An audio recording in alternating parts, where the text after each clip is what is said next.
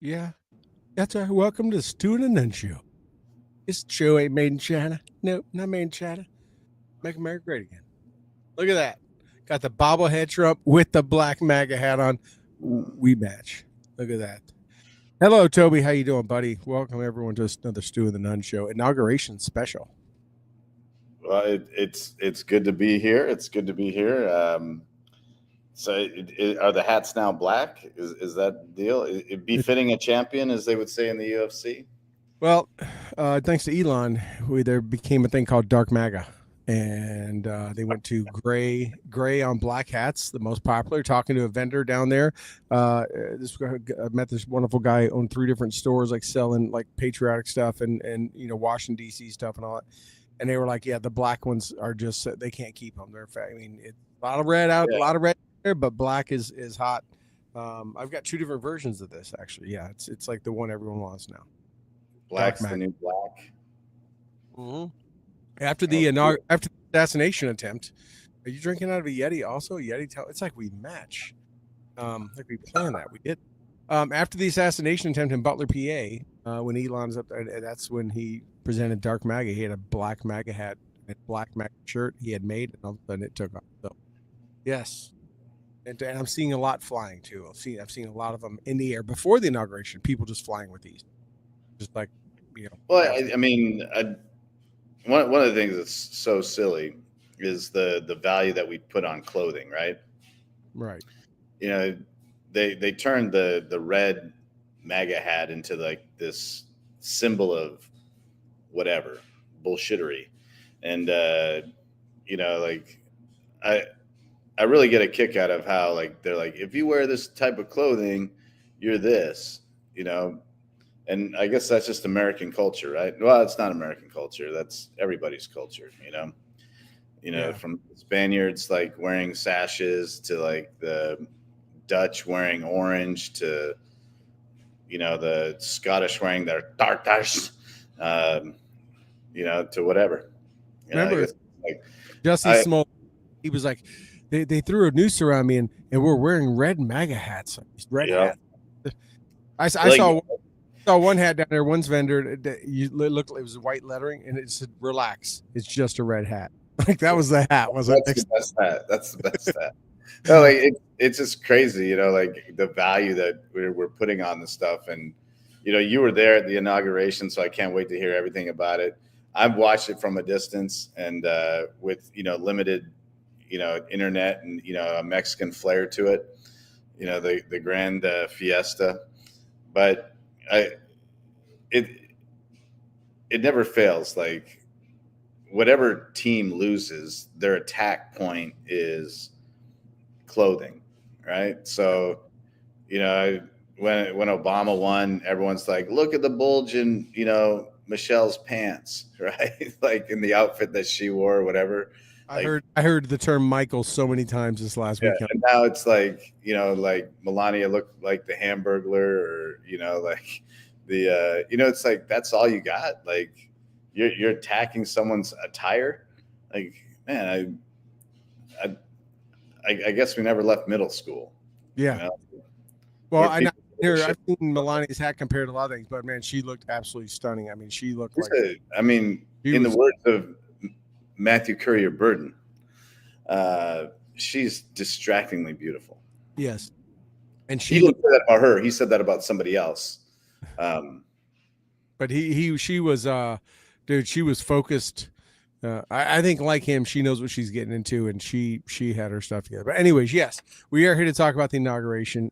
I did just come back 7 days. I got some pictures I'm going to share later in the show.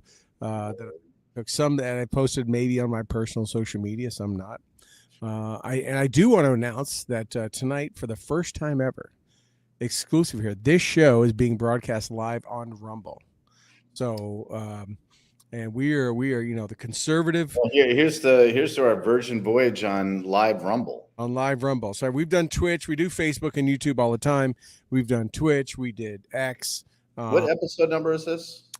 This is 347. 347. Yes, yeah. So, but number one on Rumble. First one on Rumble. And it's a conservative show, platform, and for not going to get censored and this and that kind of stuff.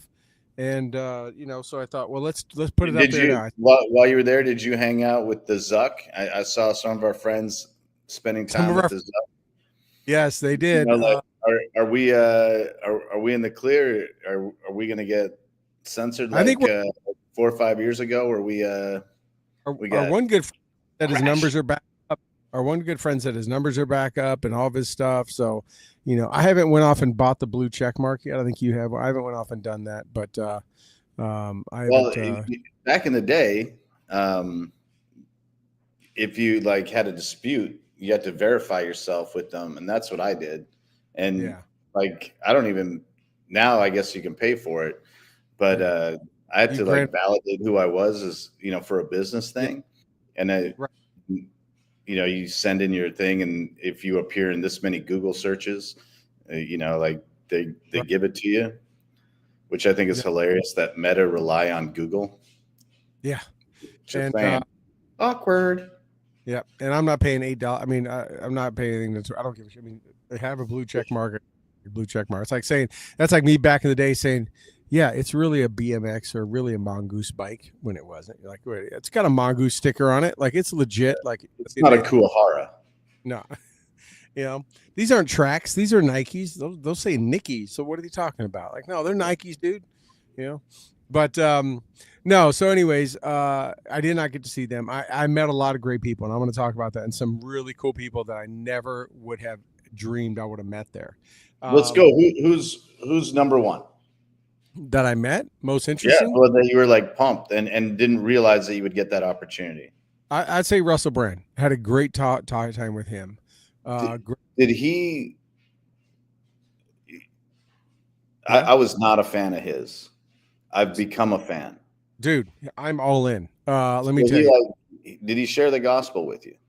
I heard him share the gospel and share prayer with a room full of staunch patriots and Christians, and he brought almost everyone to tears. I saw that dude. That dude holds no back. He opens his heart. I'll tell you this much, dude. I was gonna tell some of this to my men's group. I mean, that's a big pendulum swing, and I love it. Let me tell you, the guy, he was known for his comedy, raunchy comedy jokes, all that kind of stuff, right? And everything like that. And he's written a book, written several books, but he's written one about how he was at his lowest on drugs and alcohol and stuff. And he is a true born again Christian. Now, some people say they are or whatever. You know this, Toby. You've been around long enough. You're a God-fearing man. You can hear some people pray or talk, and you're like, do you really, how much did you just get into? Because we're all learning, right? Young Christians. Some people have been walking their walk for a while. Some are new within months or years of just doing it. And you can hear someone, usually like your senior pastor, talking, and you're like, that dude knows cover to cover. Like, he can drop, scripture, this, that, reference names, and then you're like falling back. Is that in the Old Testament? Like, you're trying to find it, and you can hear people just talk, even when they pray, and you know, they're not doing the Gaylord Fokker prayer, right? They really know what they're saying, doing.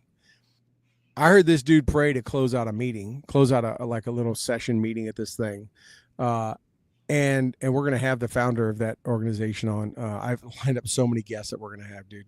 So, like, and this dude prayed, and I was like, I literally looked at like, is this Russell Brand, or is he a senior pastor for like the last 15 years at a church, in a gospel church? Because the things he said and how he put his words together off the cuff, off of his heart and head, blew me away.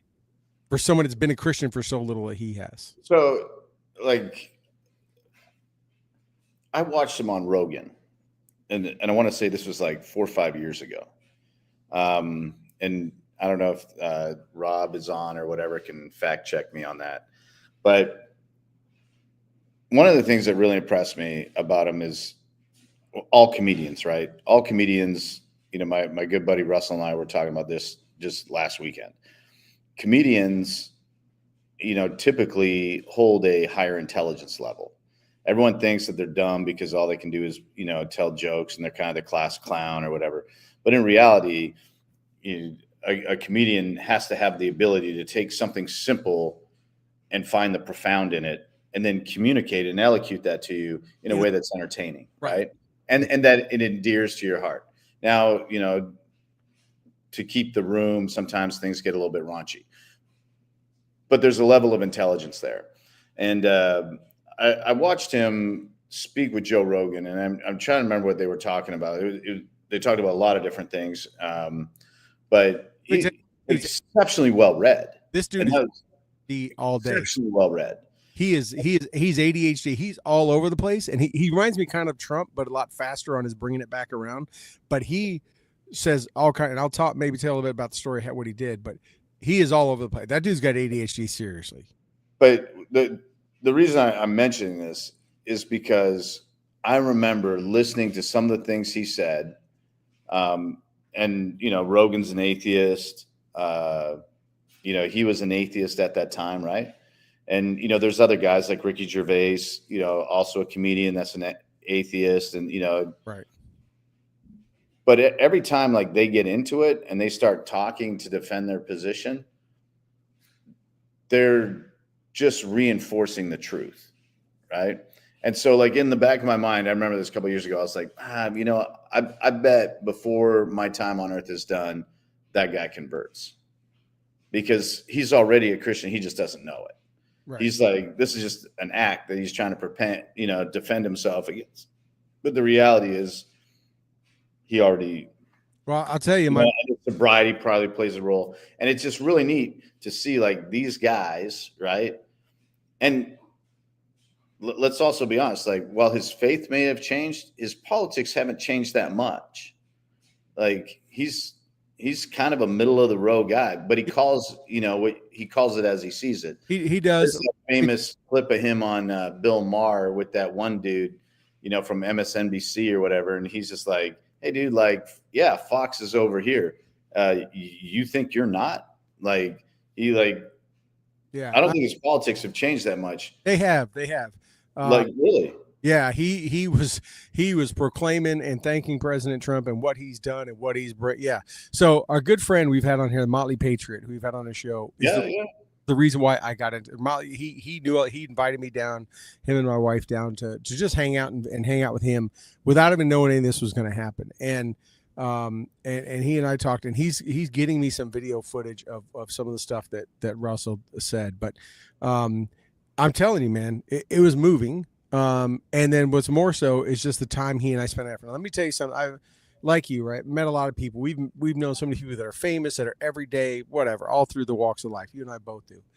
And you also know that sometimes when you're talking to someone, especially if they're famous or really busy, they're talking to you, but you can see their minds thinking about something else. They're already thinking 2 steps ahead. They're probably looking over it like someone's pulling at them to go, like they only have so much time. You know what I'm saying? I've never been so close. Let me put it this way. I've never been so uncomfortably close to someone in my life and had them so focused on me. And when I say uncomfortably close, was like most normal people in that close proximity, like really close, I'd be like, dude, can we back up just a little bit? I've got some pictures. I put some up, and I have some. Dude, he kissed Katy Perry, man. Like, Yeah. he can Well, get close to me as he wants. I thought he was about to kiss me, but the thing about it, Toby, is that dude was staring in. If I could say the word staring into my soul, he was doing it. He was locked eyes on me in a room full of people. There's a picture I put up, and I have of me with my hand on his shoulder where we're talking about prayer. That dude is there's literally a lady trying to praying to go. Or we prayed together, yeah, trying to get him to go. Cool. It was like no one else existed. It was so, and we were really close, and he was staring. And as I talked to him and told him what it meant for me to hear his story and what he said and all that kind of stuff, dude, he wasn't blowing me off. He wasn't like, okay, cool, nice, thanks, let's get a picture, selfie out of here. It was like if I took 2 minutes or 22 minutes, he would have stood right there, and I had his undivided attention like no one else was there. Now, who else was in the room? Danica Patrick, Robert Davi, Paula Dean. I mean, 7 or 8 amputees of different stuff. Mark Geis from Benghazi. All kind of people I met. All kind of folks there. But it was just he and I. And when we finally broke, and I knew I had to let him go. Other people want to talk to him and that kind of stuff. I go to step away. He goes step away. He turned around and grabbed my arm and says, he was like, in his British accent, man, it was great talking to you. I hope we get to meet again and talk again. And it was like, I hope we get to meet. And I was like, dude, I do too. I really hope we can find a way to make it. And I've got connections to be able to get to him too, to do it. But I was like, wow. I mean, it was authentic, dude. And that's just, again, I love hearing that, man. From just a few years ago and the lifestyle he had, this, like you said, the pendulum swing has come 180 degrees. And that dude is all in. I watched today. I went to Rumble and on YouTube, and I watched him. He's on Rumble. He's huge on there. Dude does a lot of videos, and I watched a little bit of his stuff. When you talk about intelligent, not only stuff I've heard on some of his Rumble videos, but what I heard him talk about there, this guy has a vocabulary and intelligence. He's well read. Based on his humor, yes, I never would have thought he would have been. Because dude, he's done a lot of drugs. He's had a really hard life. He made that life, right? And he lived in that life. Yeah. He's fried some brain cells. That dude, if he hadn't, he could be a Mensa member. I'm telling you, the guy is just blew me away. Yeah. But so ask me who was the most, that was by far the biggest one. Oh, cool, man. Yeah. Mark Geist, great one. Mark was when I was looking at him, and he's lost some weight. We've all gotten older. He's thinner. And I introduced myself, and he said, Mark got, and I was like, oh, and so I started bringing up Matt and different people that he knows in our circle. Yeah. And we got to talking, and he's like, let's get a picture. And I was like, oh, guys, certainly get over. He goes, yeah, that's Roan. And I just stopped, right? Because I know it's named after Tyrone, that died on that Ozzy, Tyrone Woods. And he's like, yeah, it's Roan. And I just stopped, and I looked at him. And I'm like, dude, that's pretty, that's cool. That's classic. Yeah, that's my boy. And it just drove a wedge. And I'm like, wow, this dog here is representing his best friend who died on that roof. Yeah. In 2012. Right. And I'm like, that's why you see in the picture, like I give room, like it's almost like I'm trying to give room for Tyrone Woods to be there. It's like, I wasn't pushing that dog out. I'm like, that dog he's got center spot. Great talking to Mark. Really nice dude. Got his info. Shiloh Harris. How was that? Shiloh's a great guy. He and I and my wife talked so much. He got his info. He's like, dude, I'd love to come on your show. I mean, what a great story. I mean, that good dude brought people to tears. I mean, and just he's a cool cat, man. Yeah. You met him before? Yeah. Yeah, he is a cool cat. Yeah, and got a good time spending with him. Danica Patrick, got to spend some time with her, talk to her for a little bit. And so, like this is what's so wild about this. And let me just share from an outsider looking in. You were in the room. I'm like outside looking in. The collection of people there, they're not, huge Trumpers. No, there was a very diverse crowd. Right. But like people celebrating the moment of the country. And I really think that's the way it should be. Like you should be happy for the country, right? You should be happy for your neighbor. You should be happy for your family. You should be happy for your businesses. You should be happy for everybody, regardless of your politics. Like the country has an opportunity to take steps to better itself. You should be hopeful. Right. And like I saw it in the people that were present there. It wasn't like this Hollywood A-lister, you're only there if you're in this cool person club. No, like scientists were there, doctors were there, celebrities were there, fighters were there, business people were there. Like, and not everyone that shares the same viewpoint, but everyone was there, like celebrating this moment in time. Like, and I really do think that, one, that was a very historical election. I think it told a story, and it's wild, the stories about people removing W's out of keyboards seems kind of petty. And then when you think of like, oh, like last minute, pardons, last minute this, and, like I can't find my underwear drawer. Like it was just neat from an outsider to see all these different walks of life come together and just celebrate this moment in time for the country. And that's how it looked, especially internationally. Obviously there's a lot of rhetoric, but like that message I think came across. Yeah, it was, were all those people there for? Obviously they were there for that, right? They were there for, the inauguration. What did they see, or were they there just for the event and to be part of? Like, look at some of the artists that were at some of the balls. Were they inauguration? I don't know if they were or not, right? But the Billy Ray Cyrus and this person and that. It was just, it was, it's crazy. hard to get that much talent, like the I went to an inaugural ball, and we had Parliament Funkadelic, right? And George Clinton in the Parliament.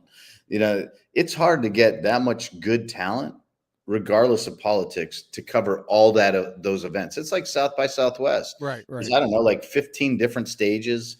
3 acts per stage, plus So MCs, plus like, dude, that's a lot of talent.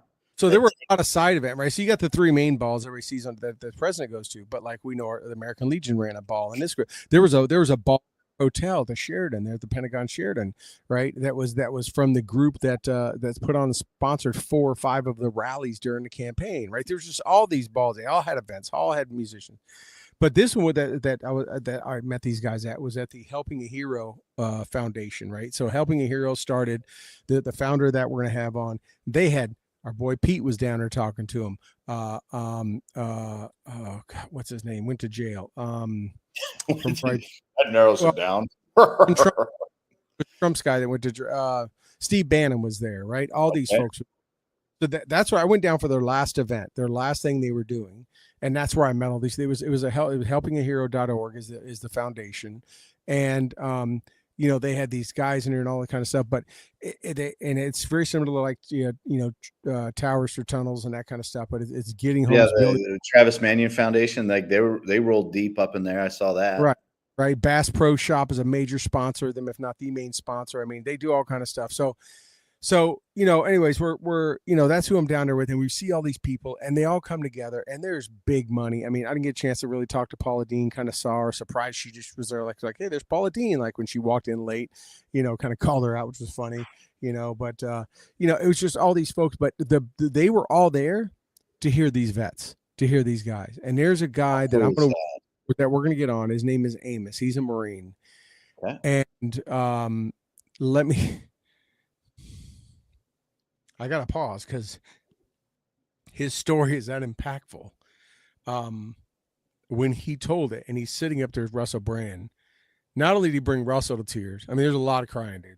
He brought the entire room to the floor of him telling the story he went through, right? And Paul's in our chat. And he told this story, and we're going to have him on, and I don't know if I could even get him to repeat it because it was painful for him tell, but he told about how low he got and how close he got. And you know what I mean by that. Yeah, yeah. And how he found God in the worst possible moment and came out. And I mean, I'm talking, Russell shared his testimony, if you would, and what kind of some of his life that, stuff. And this guy gave him a hug and pulled him up. And then this guy, Amos, this Marine, tells his story about the people he lost in not only in combat, but in his family. Dude, the place where they couldn't go buy enough tissues. I mean, it was just impactful. And I'm looking at all these famous people I'm talking about. Every one of them just bawling tears, right? Everyone going out of their way to meet him, and not him go to see them. They were going to him to hug him and do stuff like that. Dude, it was just, and in there's Shiloh, in there's with all these other guys that are, missing 1, 2, 3 limbs, Yeah. that kind of stuff. Everyone's, I mean, it was just a phenomenal event, and people watching and listening, you can believe what you want, you can feel what you want, but my wife and I both walked out of there and said, God brought us here. Right. My good friend, Paul, who's in the chat, whether he knew it or not, God brought us there to hear that and to meet these people. And then, and Christine talked with some ladies there for a long time and helped them out. And dude, it was so impactful. It was after the inauguration, right? It was literally the day we were going to let's go to the National Archives. We're going to tour as our last full day there. And we're like, and I was like, oh, Paul wants us to come down there. Let's go down there and see him and see what's going on. And it turned into the most impactful day that we had, and the day we go back, we're like, wow, we never expected this day to happen. It was insane. Then I walk out, someone's like, hey, Sean Hannity's in that room if you want to go. I'm like, what? I'm like, just what? Who's here in this hotel? Like everybody. Paul, yeah, it was great. And this again, day after the inauguration, all that's done, right? These people are still there. Now, some of them have to fly to the South. It didn't help the South had a blizzard going on, so that kept some of them there, I think. Yeah. And the rest are going to SHOT Show. And the rest are going to SHOT Show, yeah. So anyways, to get back, that was by far a very meaningful time. And again, I'm going to show some pictures, so please be sure you guys stay on and hang on here. So I really love the fact that your takeaway from this moment in time, this very pivotal, impactful moment in time, is a reflection of your faith. That you just said, you're like, hey, there's all these people that you get to meet and you get to people watch, I enjoyed watching CV and, Caro, they're like first celebrity sighting, it's like Conor McGregor, these random people. Right. I found it interesting that Conor McGregor was there, yeah. But, I love the fact that this moment in time reinforced your faith. I think it reinforces the faith in America. I think having people, like you just said, openly testifying the gospel, declaring their faith, publicly, like on the greatest stage. I think that's important, because I think one of the greatest failures in America, when I say America, I mean the United States, and Canada for that matter, maybe in a little bit of Mexico. Like we've forgotten, like how we arrived on this planet. We have forgotten the rules at which we abide by on this planet, and how we got them, who gave them to us, right, and why it's important that we are good to each other. And so I love the fact that this moment in time, the commentary that you have to say is that, and man, I love you for that, dude. Like that's, I think, why we're brothers. I love that, man. It was great. Not that I expected to or planned to. We were just there. We were glad to be able to be there and fortunate. I know millions of other Americans that would give anything to be there. And just about to be able to have that. The only two people I wish I could have met that I didn't meet, obviously would have been great to meet President Trump, and two, the pastor from Detroit from Church 180 who gave the second praise. The opening act got a little TV play. Yeah, that I've seen him on the news since it. That, I mean, I've seen him before. He spoke at the. Was that a dude? The black pastor? No, the other one. Oh, no, I'm talking about the black. No, not not her, not the bishop. Yeah, no. Yeah, okay. I thought I was like, well, I could be, like, Not who am her, I to judge? probably unchristian stuff. I don't know. No, the pastor from Detroit, 180. I don't remember. I don't know his name off the top of my head, but he was from Detroit. He spoke at the RNC. He spoke at the inauguration. He was the second clergyman, right? There were three: a Jewish rabbi, him, and then I was a Methodist or Episcopal or whatever the priest was after. But whoever it was, I was like, when that guy got done, I'm like, I would not want to follow that dude up because he had the place on fire. I mean, he was old school, freaking Southern Baptist, like, and just called Witness. it. Can I get a witness? Man, I would love to meet him because that dude is strong in his faith and just what a great speaker. But if I could have met anyone else, it would just been those two. I could be fine on, but I would love to a chance, of course, meet President Trump maybe one day and him. But no, it was great, man. It was I know we kind of started with the last day, so I probably need to back it up a little bit, but yeah, it was phenomenal. Russell's phenomenal. All the people I met, the Helping Hero organization. Well, I'm definitely we're gonna have the founder of that on. Paul's been trying to hook me up with her. We're gonna have her on, talk about what they do and get them some more visibility. And I think they're gonna be another charity that we're gonna be promoting. what was the mood in the air at random places? Like, did you and Christine go to get a cup of coffee somewhere? Yeah, it was. Oh, yeah. Like, you sat down and ate dinner, or you grabbed a bite at a deli or something. What was the mood in the air? What was the commentary? What was the? Well, I don't know. DC. I've been there a lot, right? And I know kind of how it is normal. It's like a minute to me. It's a miniature version of New York City, right? It's a lot of business people, a lot of suits and dresses, and they're moving fast, and they're that kind of stuff with more sirens than New York City. That's about that. But I think for those few days, just like I saw in Trump's first inauguration, right? That city converts, right? One, the lockdown, the security was no freaking joke. No, well, it shouldn't be. I mean, I'm smiling, because, like in moments of uncomfortableness, you should like show levity, but like they tried to kill that dude twice in the last year. Yeah, right. I would expect security should have been hella tight, as the kids. So for those north south of DC, let me put it this way: from Independence Avenue, which is south of the Smithsonian line of museums, north past the Walter E. Washington Convention Center, was lock the heck down. No cars. I mean, gates everywhere. You could only walk it. So if you didn't, and so many metro stops were closed. Gallery Place. You could get to LaFont Plaza. That was it. You couldn't get to the archive. You were walking it, right? Yeah. So streets wide open, cold as heck, right? And streets wide open. So but people were just joyous. I mean, people are cheering. I love it, man. So we were lucky enough. We got tickets and all, which really we found out later really didn't mean anything. But we just stood in line.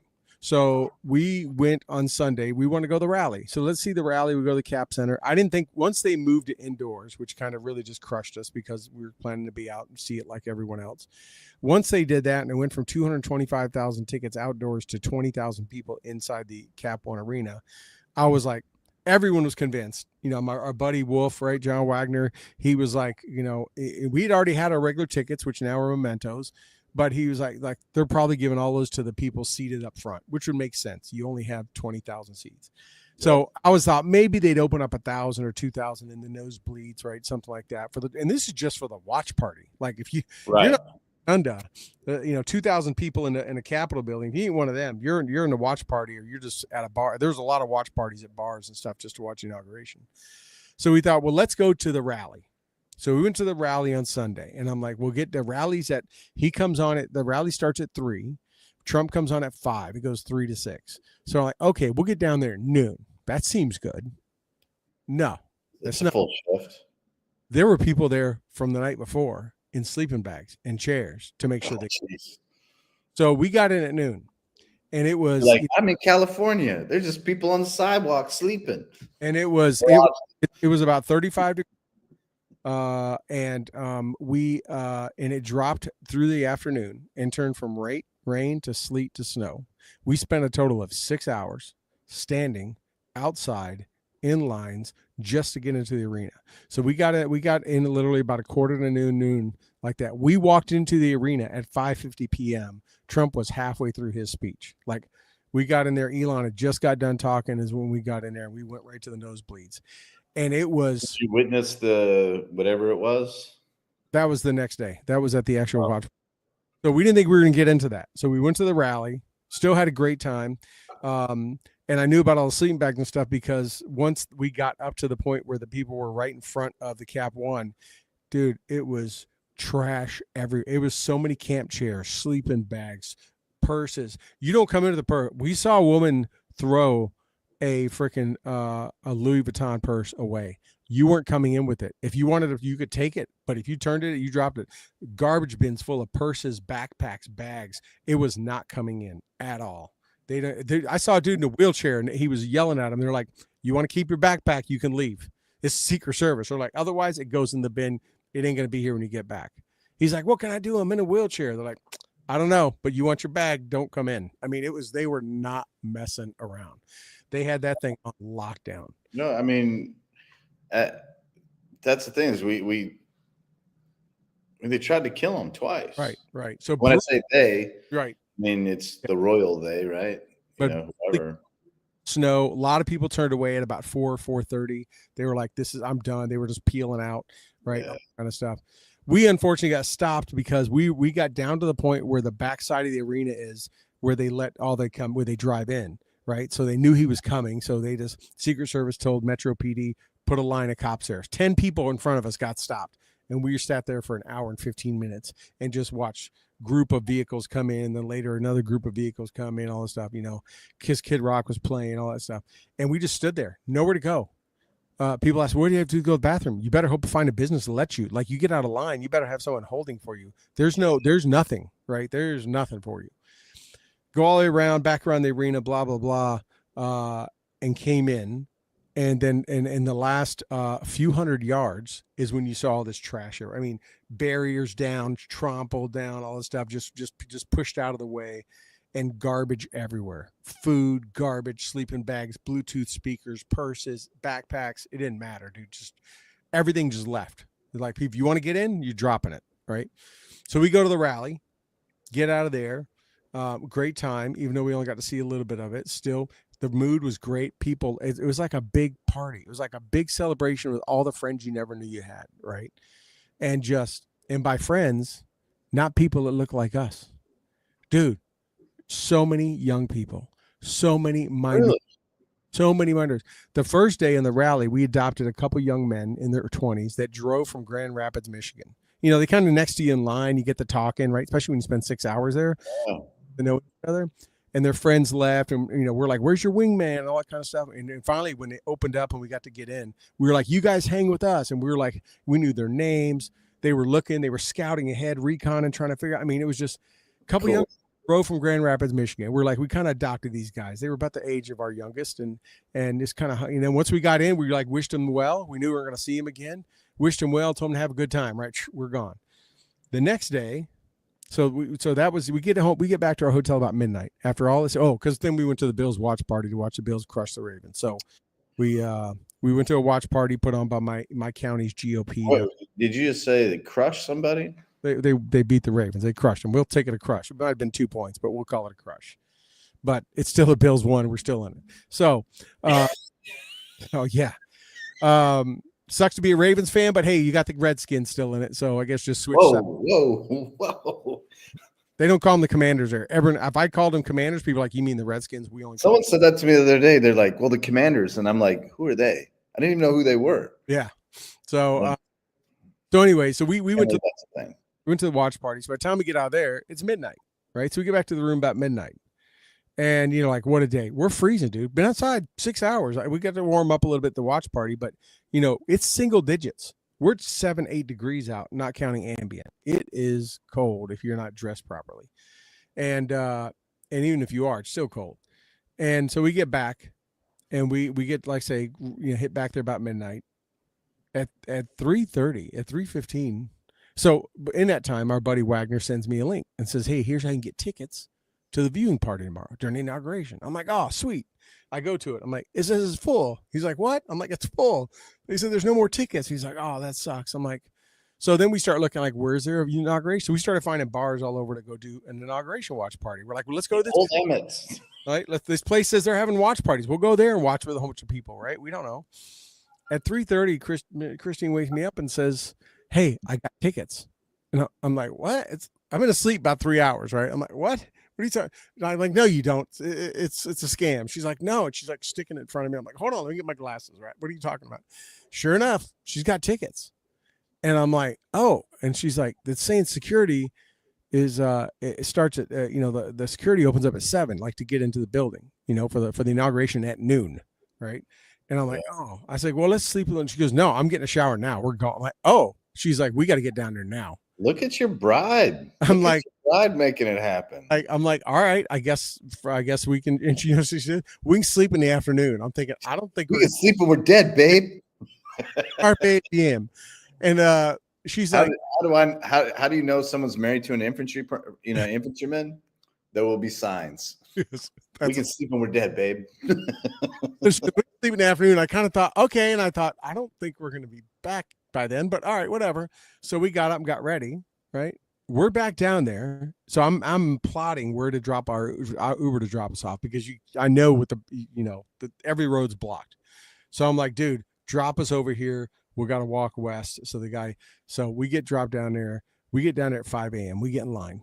We're a lot closer than we were the first time. We got there at 5 a.m. for a noon swearing-in ceremony, right?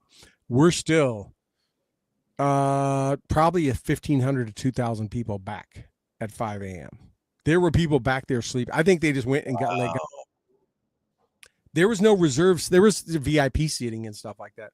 But pretty much the whole arena was open for whoever got there first. And people from everywhere. Yeah. Like this isn't every state out of the country. We met people from the Pacific. We met people from Hawaii, people from all over the place. Did you guys train down or did you fly down? We flew down. Yeah. How's the airport? DC in Reagan? Yeah. Oh, it's just full of MAGA hats. Everywhere. Going there and coming back. Everything's just MAGA. Kind of like a football game or football day, right? Like everyone's like, let's go. Ashamed. No one was ashamed. No one was hiding it. Hats everywhere, everything. And not like last inauguration, it was all, I tell people, on inauguration day the first time, it was all red hats. The next day it was all pink hats, right? Because all the pink. Yeah. I remember, dude, we did an episode right after that, right? Right. So I remember that episode where you were talking about Christine's visceral reaction. Because Hunter was with you guys, right? Yeah. And Hunter was with you at that, and the visceral reaction that Christina had. You're like, I can't believe my wife and my child are witnessing this. Well, let me tell you, you know my wife well. In the line on the day of the inauguration, we had to get in this line, and you serpentine all the way down, right? And then you take a left turn and you serpentine all back and forth. So you're you meet all these people. We ended up adopting 2 young ladies that live in the area that just came over, and they were in their early mid 20s. That came. I'm like, so why'd you guys come? Like, you're from here? And they're like, yeah. Like, we want to be part of this, dude. They're 25, 26 years old, right? They gone to college. Eligible bachelors on the planet were in that room, man. and they're like, I'm gonna husband up tonight. These young girls stood out there, and they stood with us the whole time. Same thing, kind of adopted them, got to know their story, talked to them, and all that stuff. What do you guys to do for 4 hours? And they were on fire for it. And again, there were behind us were little groups of. I thought I was in little Chinatown. There was these 7, 8 groups of 7, 8 Asian women, all about 4 foot high, locked arms, make sure they got their spot. Behind them, another group of Asian women, a group of Latinos, all this stuff.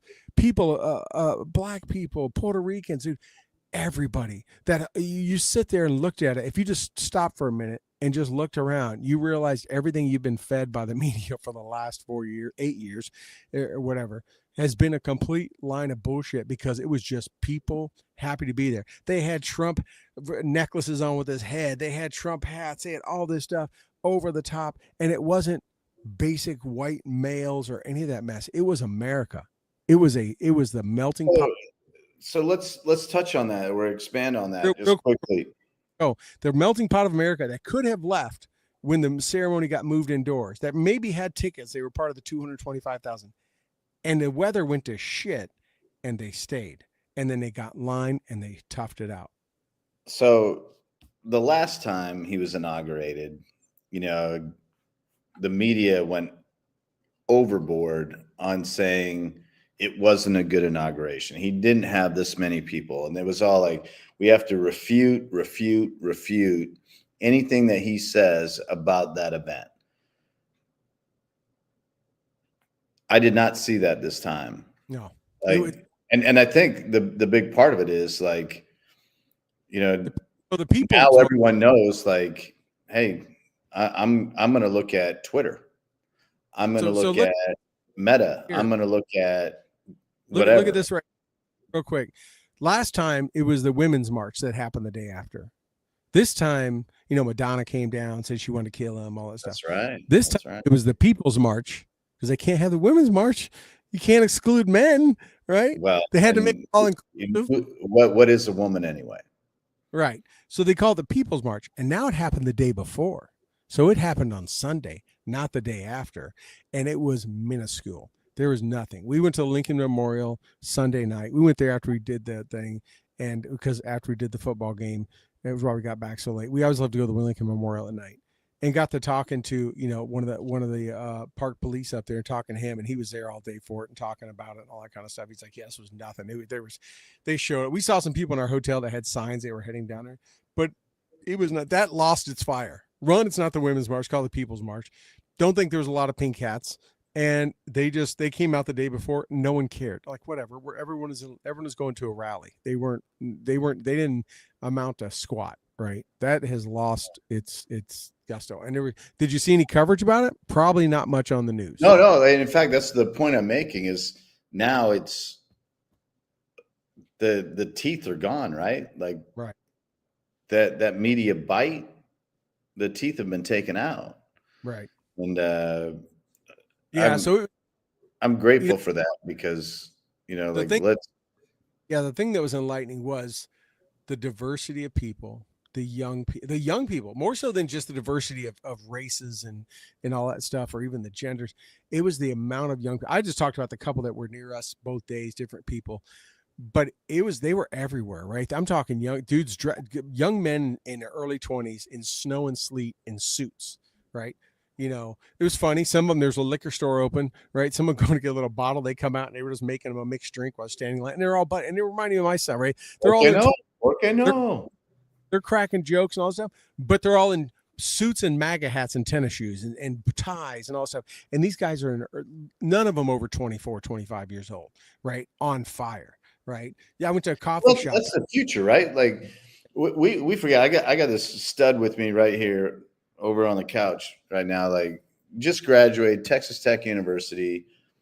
Like that's the future of the country. Like you and I are like, we're twilighting, you know, if we're going to be honest with each other. You know, we have contribution yet to make. We both have at least a decade of contribution to make. However, the reality is the future of the country is that demographic right there. The demographic.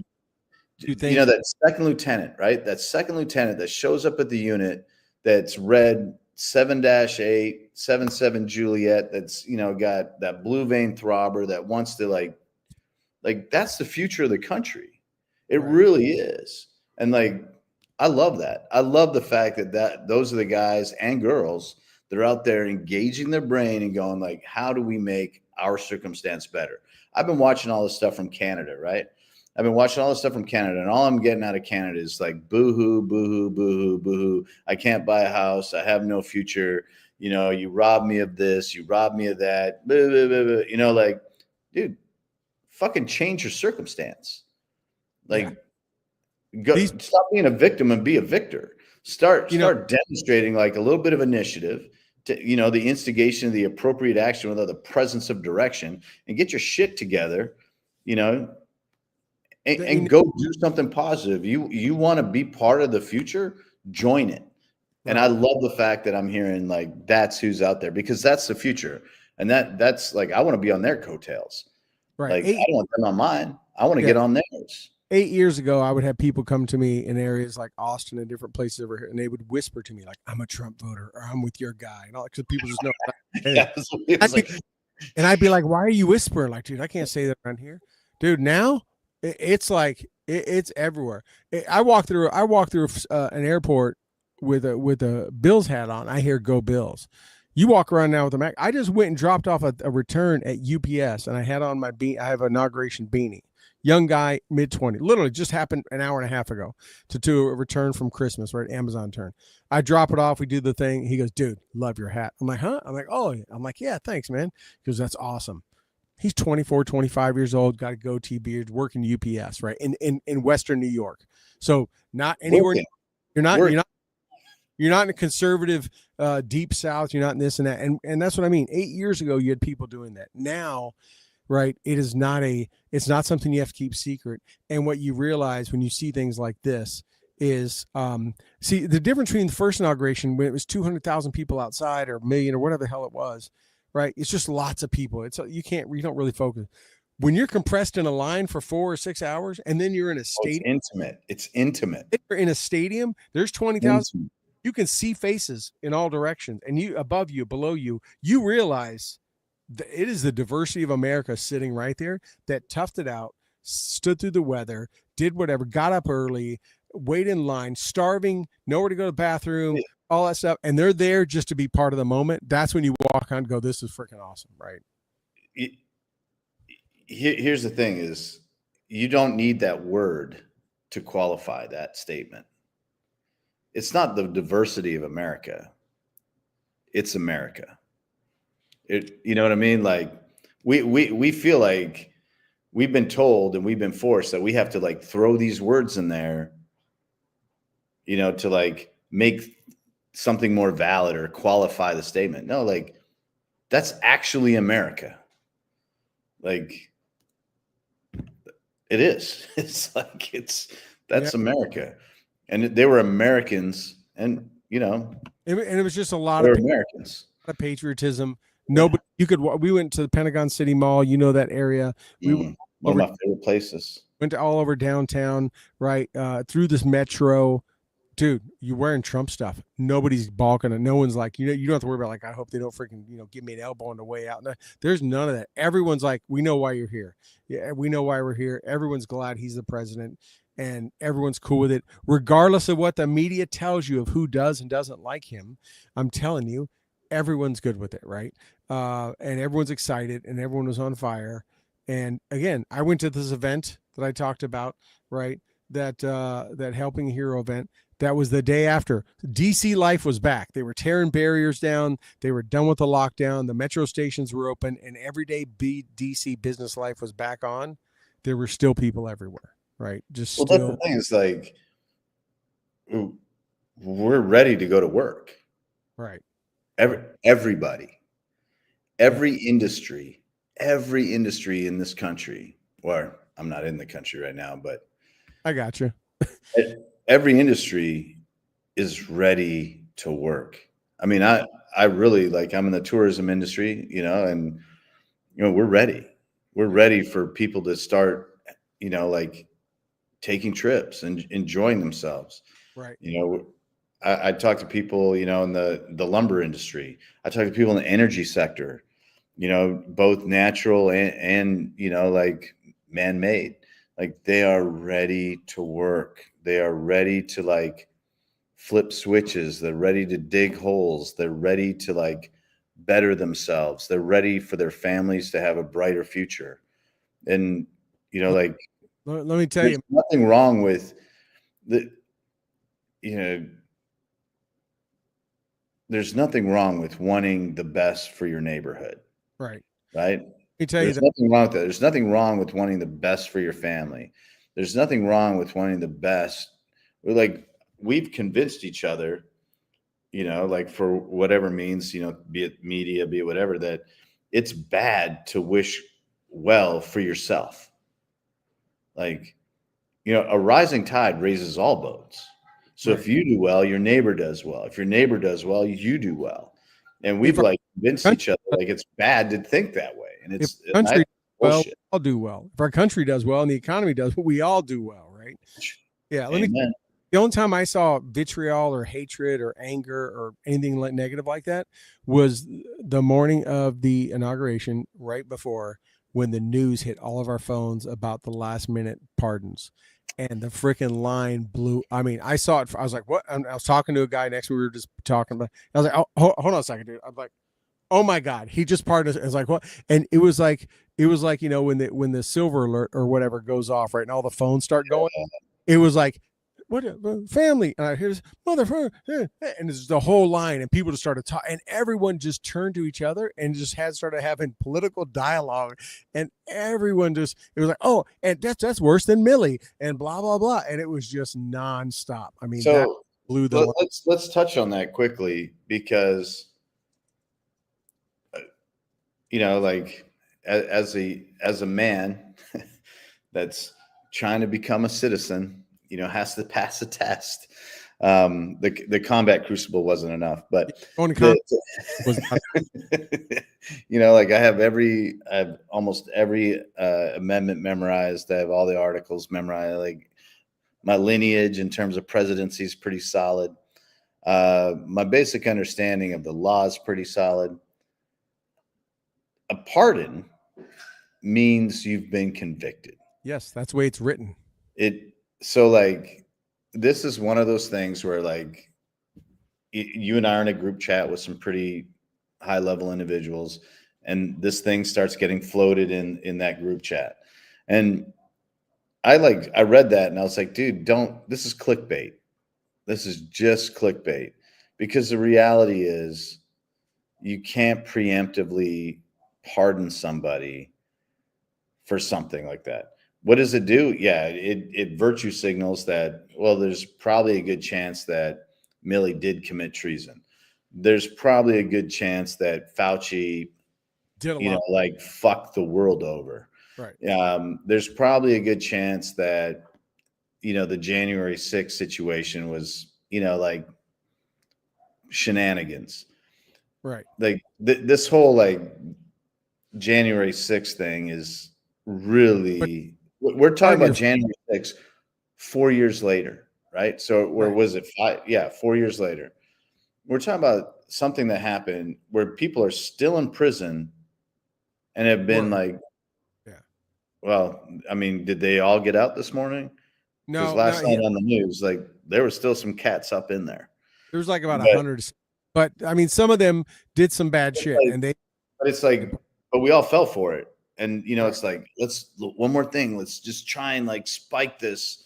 Like, it shows that he does not care about the Democratic Party, nor does he care about his legacy, or the people around him don't, because he tanked any positive. And they always say, in hindsight, history will always judge you different. In hindsight, they won't look so bad, and blah blah blah blah. This was going to be, I thought Afghanistan. LBJ's legacy today. Yeah, I thought Afghanistan was going to be what he's known for. No, he said, "Hold my beer," right? And just made it. He said, "Hold my double mezcal on rock," is what he said. And whatever 80, 90-year-old people drink, but yeah, he just Pedialyte and prune juice. Yeah, prune juice. But I mean, I get a double prune and vodka, please? I want this one to go right through me. But he literally doesn't care, because I mean, even he just literally tanked. I mean, he gave talking points he gave talking points for the right for a long time. You can't excuse your way out of this, which is why the Dems are so mad at them. They can't justify this, right? You may have said, "Oh, we know Trump doesn't like Liz Cheney and the J6 and all that stuff," but why'd you just do your family?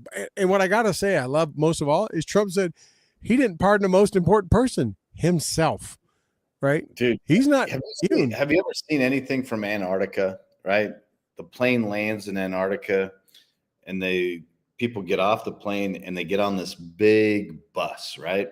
It's a big lifted bus with fucking 10-foot tires.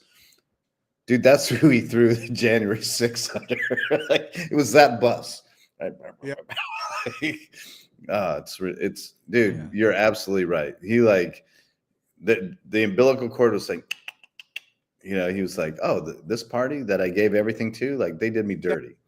And all that kind of stuff. And you know what? It's going to go to the SCOTUS, right? It's going to go to the Supreme Court because of, like you said, how the pardon is written. If you and imagine the Supreme Court, they modify the Constitution. They can sit there and go, nope, that's not what the Constitution says. It says that a pardon can only be if convicted. These pardons are not valid, right? Which means he's setting up everyone he pardoned to go. Now, Trump may not go after him. And he did. Look, he didn't go after Hillary. He didn't go after Hillary. He could have and said, but it doesn't mean Congress won't. And there's a new breed of Republicans in the Congress. Well, I mean, and I truly mean this. It's not time for a vendetta. It's time for healing. It's time for doing what's good for my children. It's what's good for your grandchildren. I hope, like at some point in time, not today or in the next 5 weeks or 9 months, should I become a grandparent. I'm not ready for that yet, but I say, are you want to make an announcement? I'm not ready financially, if we're going to be honest. Are you about to make an announcement? No, I'm not. Like, there's a couple of my kids right now going, what the hell is he saying? No, no, like it's not the time for vendetta. It's the time for healing. It's the time for betterment. Now, if there's like, but Toby, there's a couple people there's a couple people that I do believe need to be held to account. Fauci is one. Director Ray is two. I got some questions about Milley, and I think it's worth looking into. I don't think it's worth spending $30 million investigating. I think it's worth $100,000 worth investigating. Well, they just tell him that they'll give him his picture back if he shows up in front of Congress. Dude, is that a real thing? Yes, the White House came out and said they gave the order to remove it. So I'm telling you, we've talked. That might be a first, right? So like that's a first. Had only been hung up for 10 days. The White House said remove it. Right? We're going to say no. Like, so yeah, that's a real thing. Yes, they removed his. I know you and I have seen the pictures, and we got buddies like doing the selfie over the shoulder, like, where's it at? But that's a real thing. Yeah, they removed it. The White House came out and said, yes, we gave the order to remove it. Well, I mean, but you know what? But here's what I know, Toby. I looked into. So, man, I think people haven't thought about this. Guess what? A pardon does not affect the Uniform Code of Military Justice. Oh no, like does not fall under a pardon, just like state and local crime not fall under a pardon. Dude, so there's. And you know as well as I do that military members can be called back to service. Dude, there's one signature, and it's not even a big signature. There's only one signature required to bring somebody back. And it doesn't have to be POTUS. No, nope. But it does not have to be POTUS. It may start with Pete in about a day, because I think by tonight or tomorrow he's going to be 51-49. He's in. Yeah. That's without even bringing Vance in for the tiebreaker. Yeah, McConnell said he's voting for him, so that's all he needed. Well, we'll see when the vote actually goes down. Yeah. But I just want to highlight that to people is that UCMJ does not fall underneath a pardon. So there, and you and I both know that the UCMJ, if you think the civil law and the regular law is unfair, you ain't never seen UCMJ, because it can be done all kind of different ways, and you are not afforded near the rights and luxuries you are in a civilian court. Okay, can we take 10 seconds? I know we're running short on time, but can we take, or 38 seconds? Can we take a few seconds to talk about Pete real fast? Yeah. I want to talk about the female veterans on the Senate Arms Committee that went at him. And like, I don't care about like the canes. I don't care about, like, that guy's a tool bag. And every time he like opens his mouth, it just demonstrates, they went after like this gotcha game, but like, I'm going to talk about Duckworth, right? The Ducky. Yeah. Like, how come no one retorted? Now, like, there's a distinguished gentleman from the state of Oklahoma that did a good job, like, kind of putting people and saying, hey, I'm pretty sure I've seen you drunk voting, right? Like, which I thought was strong. I thought that was bold. I also liked how he said, hey, man, like, how many of you on your wives? Like, that was. He's like, I've made some mistakes in my life, and I've like had to atone for them. Pretty sure you did too. I like that. But how come no one like retorted, because, Tammy Duckworth's whole thing was qualifications. She got tapped by old Barack, to be in the VA, and her qualifications were she lost her legs. Yeah. Why did she lose her legs? Well, because she's not a good pilot. Yeah, and I don't care who says shit to me about that. I'm not talking about a dude that was in the Hanoi Hilton that refused parole, even though I completely disagreed with almost all of his politics. I'm talking about like the only reason you're in the seat that you're in is because you lost your legs being a shitty pilot. Like, well, she gave the Dems a chance to play that veteran. Try but how come no one said, like, you're talking about qualifications? How qualified were you for that undersecretary of VA position? Right. Like, how qualified? Oh, your qualifications were you lost legs? Because if we're going on military service, like, I'm pretty sure like one's career is far more distinguished than the others. Right. Yeah. No, they didn't, right? Because she brought out the soldier creed and she had to hold that up as a prop and talk about how she has it in her office and she recites it every day. No, you don't. There is no, she didn't recite it. She had to read from it. Yeah, There's a difference. Yeah. Like you and I, there's a couple of creeds rolling around up in here. Right.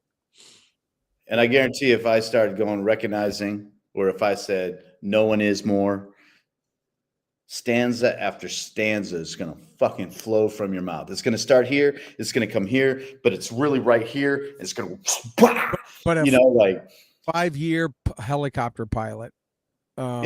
Dude, 5 years. You sucked. And like, you're asking some obscure reference to something that we're Joni.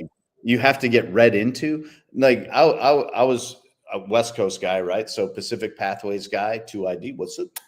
Indian head, no longer, because like that's offensive. But the Pete wasn't a Pacific guy, and so you're asking some obscure reference to like which nations are in it, like Micronesia, that we're not even sure if it's actually a nation. Yeah, we're like partially calling it a territory. Like you know how I know she's that's shit. Like where you're just like I can't believe no one just like brought the pimp hand strong. Well, here's the thing, Toby. Said, shut the fuck up, bad pilot. No, she was never in command and never in charge. Yeah, she was an Uber for men. Yeah, here's how you know, right? Uber for men. Anyone that has ever been in a level of command that I would say at the platoon level or higher, especially at the company level and higher. I love the way you said platoon. Well, no, it's platoon. Yeah, but or the company level or higher knows, right? Let's just say the company level, right? Or even the battalion level. You may not know the answer to everything, but around yourself, absolutely you don't. Right? That company, the reason why there's a first sergeant with a captain is because that first sergeant has double, if not more, time in the military than a captain does. That captain has done a few years in and is given command, and that first sergeant is a technical and military advisor to that captain on how to run and conduct operations, because the captain only has maybe 7, right? Maybe at the early 6 or 7 years, up to 10 years of service if he's like a second command. But let's just say a brand new captain pinned on gets his company command. Doug can correct me, but 6 or 7 years in, right? Where a first sergeant is probably knocking at the lowest end in conventional, not special operations, is probably at 15 years at the lowest end, right? But more likely 18 to 20 years in military services, right? That same thing, that battalion commander, that sergeant major doubles probably that time that battalion commander goes. That lieutenant who has months in, if maybe a year out of Ranger School, has a platoon sergeant that has anywhere between probably 9 to 15 years of service.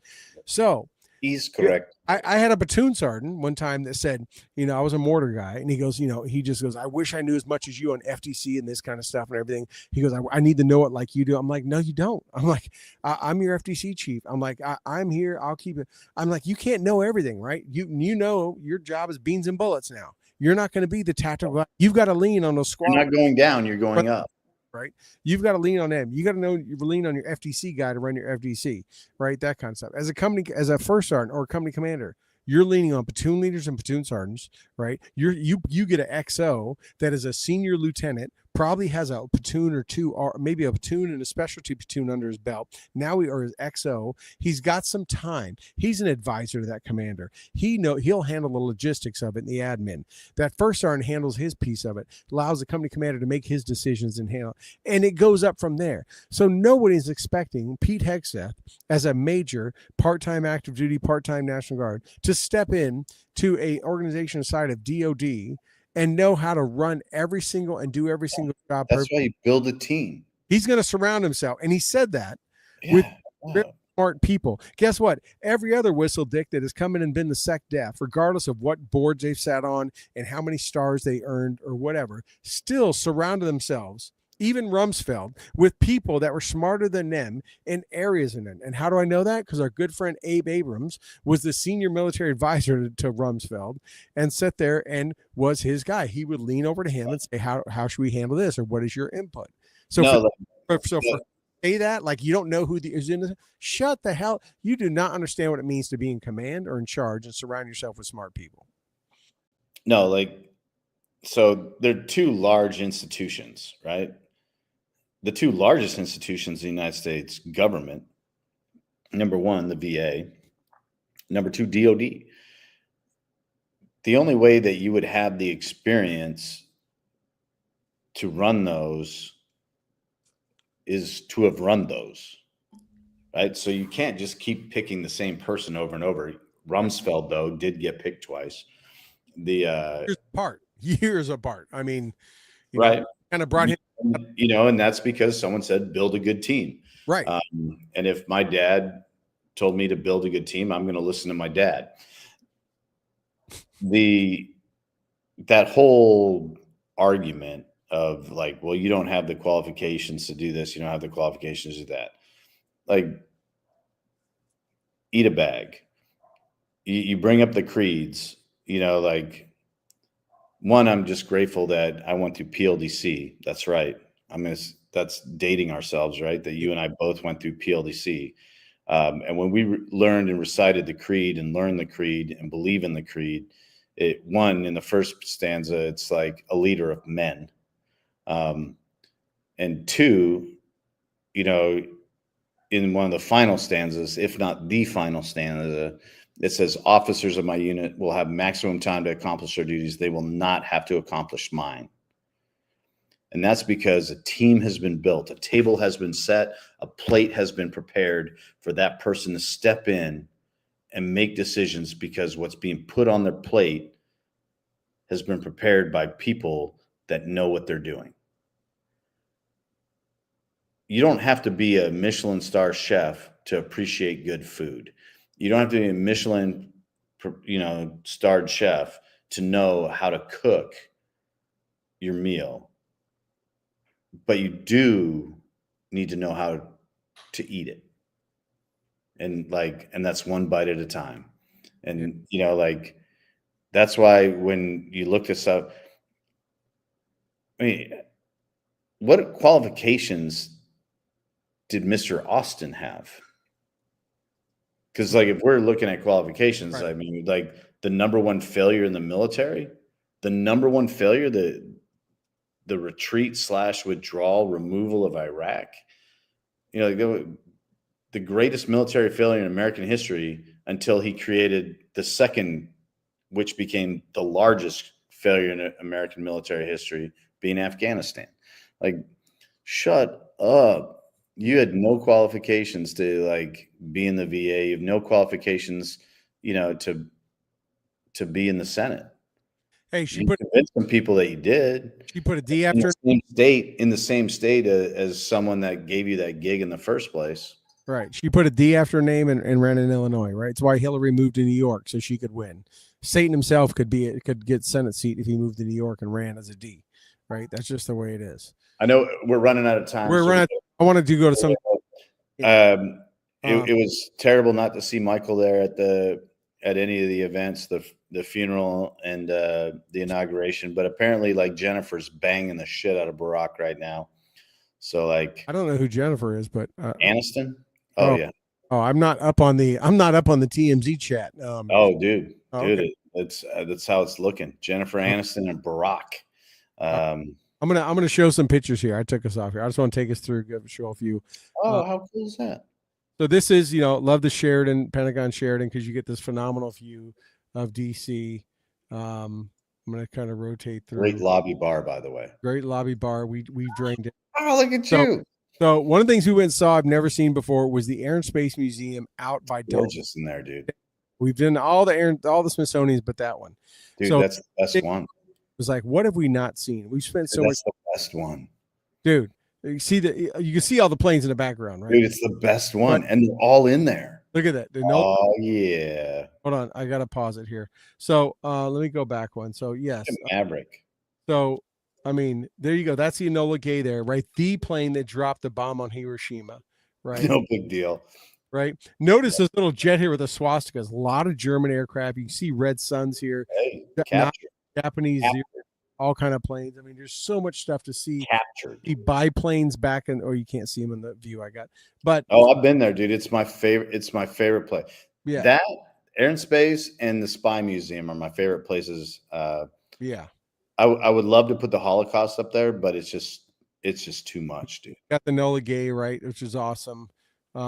This one right here, one of only 2 F-14 Tomcats in the world. Like right now, Kenny Loggins is playing in the back of my head, dude. One of only in the world. Highway to the danger zone. One cool thing about the museum is most of the conventional planes in here all have a story. One of only 2 in the world that's actually shot down a MiG. I know, like Pimpalicious, right over Libya. One of only 2 shot down a MiG. And so what's cool? So I would go from plane to plane, and there's a sign in front of each one, as you know. And at the bottom, it usually would start with this plane, blah, whatever it did. So, dropped the very first plutonium on the planet. The other ones would be like, this is an F-14D Tomcat. It was built in this, blah, blah, blah. And it has like, no, I want to see this. And it would be, what did this plane do? And it was like, that's what I was interested in. But that shot, of course, my favorite, the space shuttle. The only place you can get this close to a space shuttle. And it was towed in there by a Toyota. I mean, how fucking badass is that? I didn't know that. Built in Texas. Yeah. So Space Shuttle Discovery. I've only seen one space shuttle launch. Here's a cool thing, Toby. I've only seen one in my life. My dad took me to see. It was this space shuttle. I've seen a Discovery launch. I've never seen any other shuttle launch but one. It was the Discovery that was launched.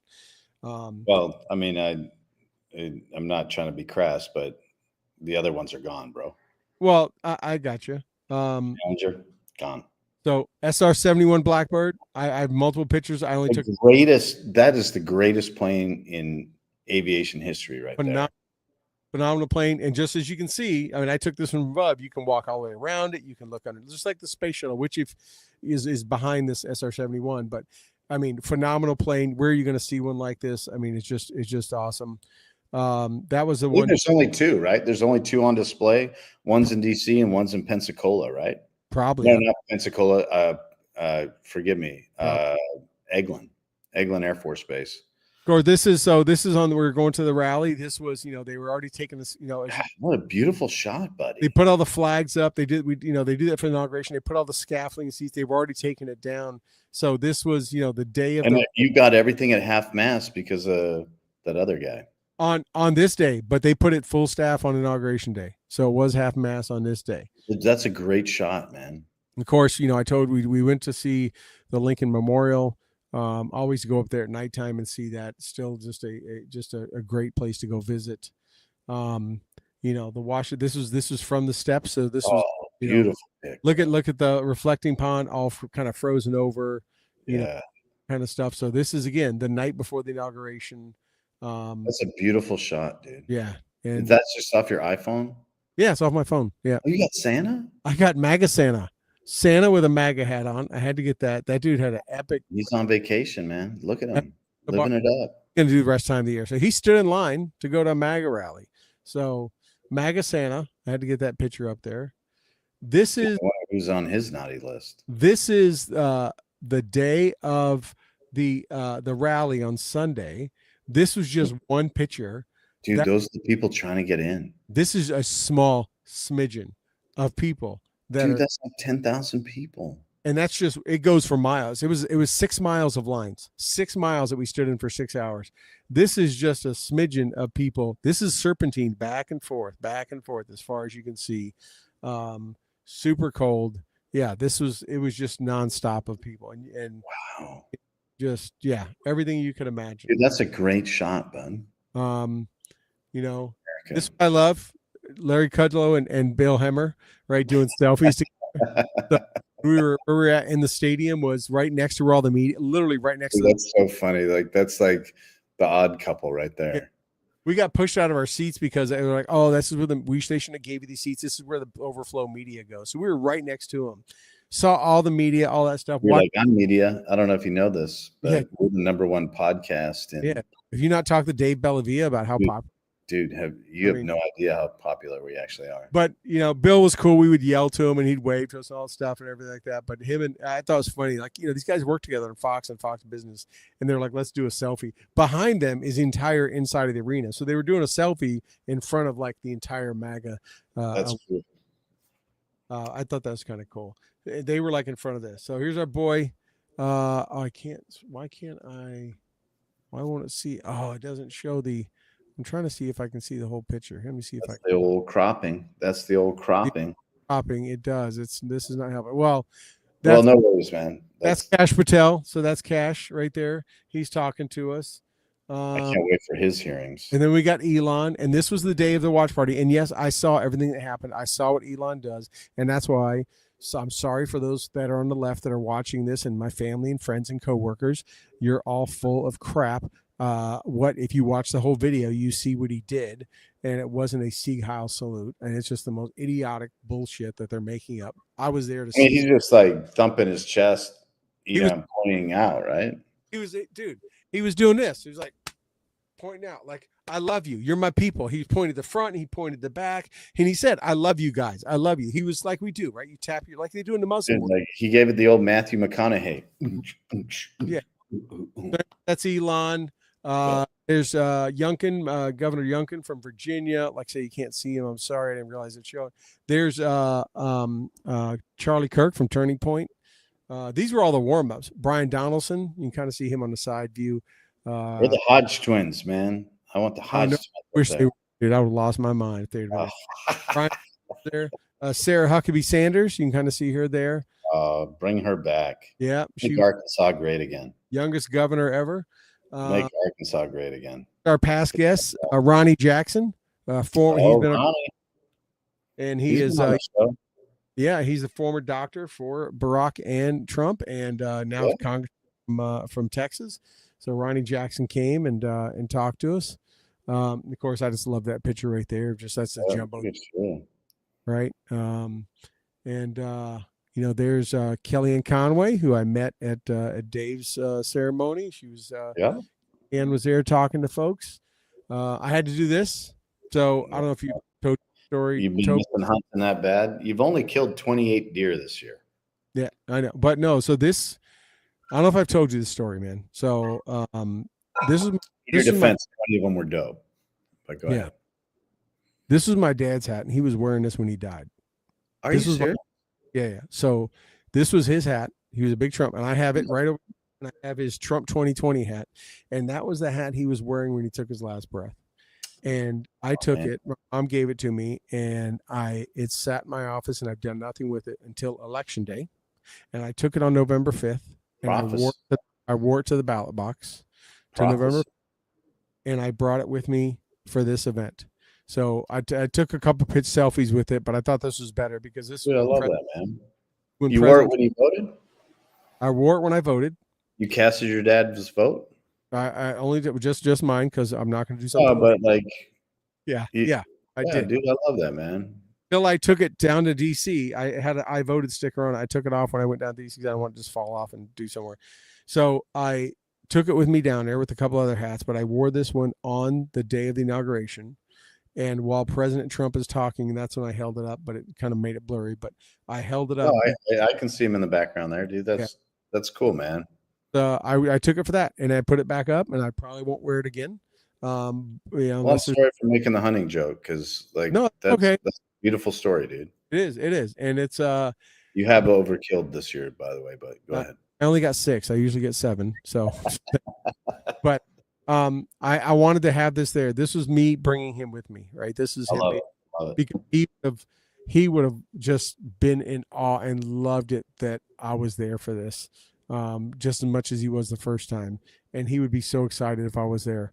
And I just I got to bring him with me. But yeah, that's why I just did that picture with his hat up there and with President in the background. So this is what I love, the thing about the arena, dude.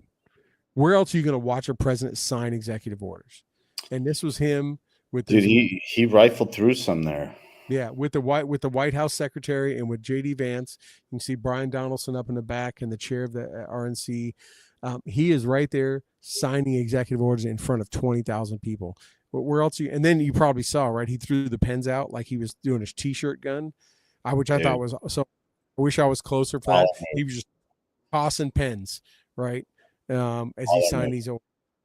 Yeah, he did. And the crazy thing is, well, sorry, I'm actually going to say disappointing thing is in his last, day one, the executive orders that he signed were just like so meaningful.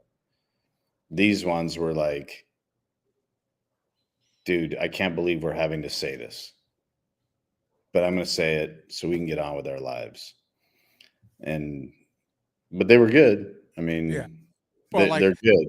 They're good. Like, don't misunderstand what I'm saying. Federal government's going to recognize too. It's like the first time he's like, #1 executive order, first thing, family of Martin Luther King on stage, or next to him. He's like, I'm protecting historically Black colleges. I'm doing this. And, because they weren't protected and they were losing their funding. And, he's like, I'm not going to let that happen. And, this one's like, hey, you sorry motherfuckers, if you work for me, you need to go back to work. Like, yeah. Dude, it's like, I can't believe we're having to say that. I can't believe a president of the United States is having to put that in ink with his name next to it. It's embarrassing. Well, look at like this letter, Kenny. If I was the coach, I'd be like, fucking embarrassing. Look at this, right? One of the ones he signed up there was declaring there's only 2 genders, male and female. It took an executive order to proclaim that there's only 2 genders. That's sad and pitiful that we would have to even have to say it. So this one here is obviously him with these people all came in. They were sitting right up front. Guess what? None of them cared, left, or had an issue when Elon Musk was talking, right? These are family members who've lost people from October 7th or are still missing and know that and still or their families are still hostages. He walked these people out there and they stood there. He gave his entire speech. He never had them leave. They just stood there the whole time after he shook all their hands at least twice. They deserve that. They holding the pictures of their loved ones that are either still. No, I can't believe.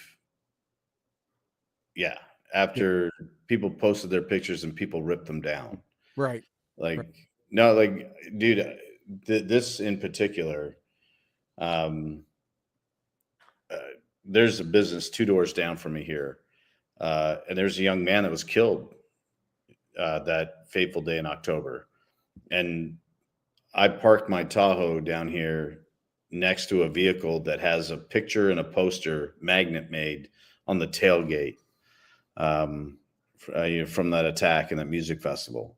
And a kid that I know that I gave water to and soda and maybe a couple of cocktails to, he would, they'd get done working and they'd come to our bar and, now that dude's dead.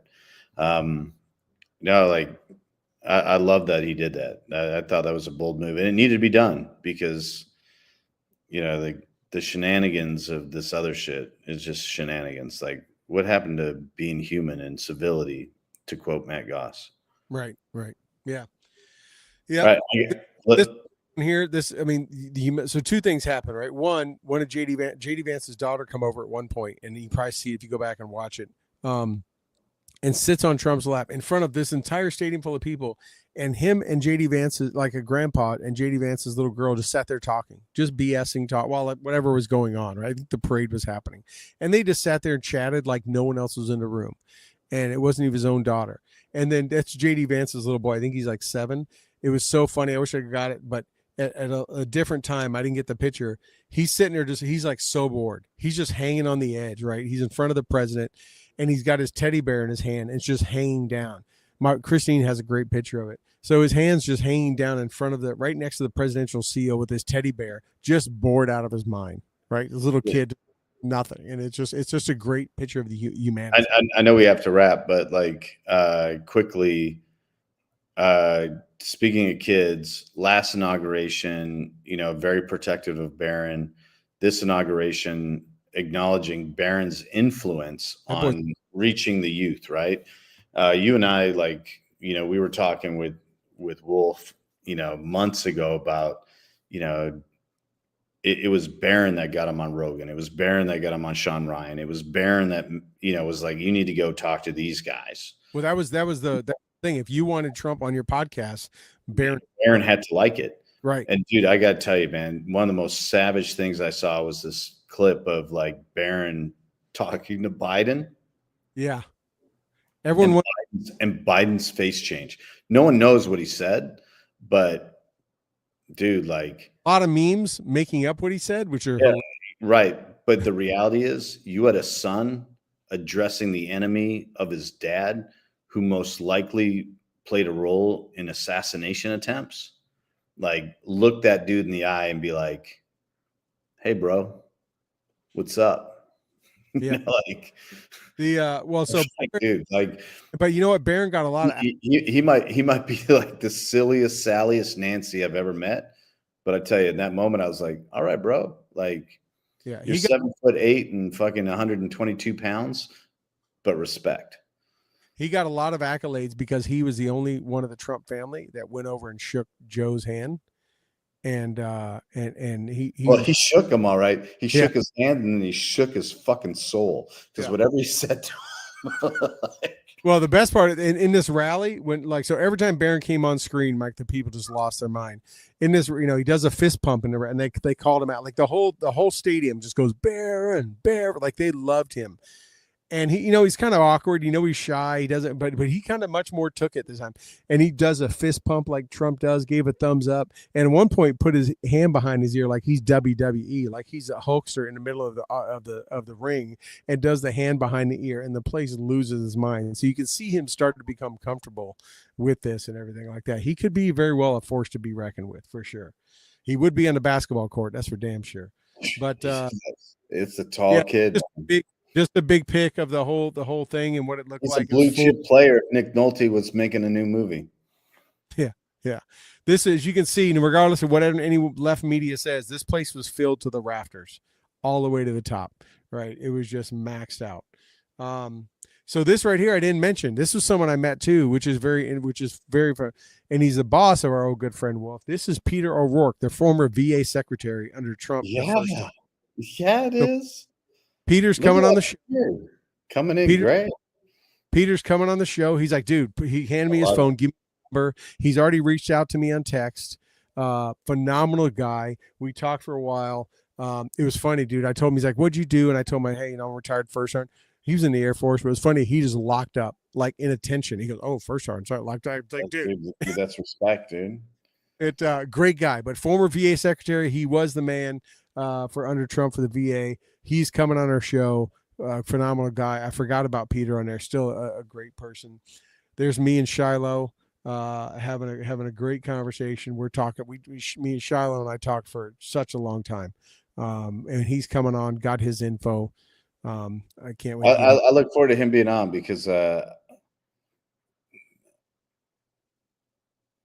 look forward to him coming on. Yeah. He's phenomenal, dude. And then of course here's Russell and me doing a quick handshake. We're taking the picture.